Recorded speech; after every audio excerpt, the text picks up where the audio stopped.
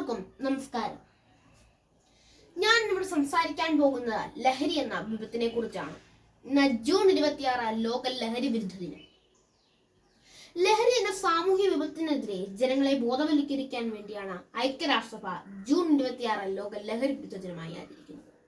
ലഹരി എന്ന മഹാവിപത്തിനെതിരെ സാമൂഹ്യ പ്രതിരോധം തീർക്കേണ്ടത് അനിവാര്യമാണ്. മദ്യത്തിനും മയക്കുമരുന്നിനും അടിമപ്പെട്ട എത്രയെത്ര പേരുടെ ജീവിതമാണ് നശിക്കുന്നത്. ചുറ്റുമൊന്ന് കണ്ണൊടിച്ചാൽ അങ്ങനെ നിരവധി പേരെ നമുക്ക് കാണാൻ സാധിക്കും.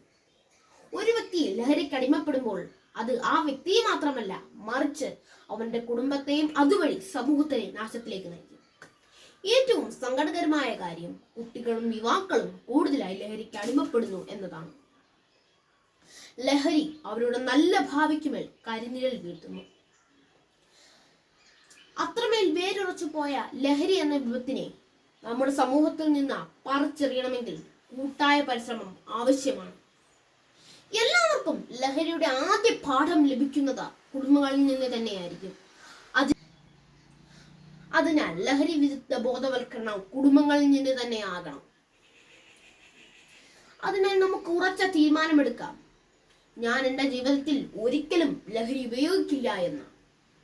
ജീവിതമാണ് യഥാർത്ഥ ലഹരി എന്ന സന്ദേശം നമുക്ക് സമൂഹത്തിന് കൈമാറാം.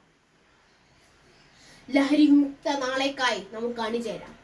ഇത്രയും പറഞ്ഞുകൊണ്ട് എൻ്റെ വാക്കുകൾ നിർത്തുന്നു. നന്ദി, നമസ്കാരം.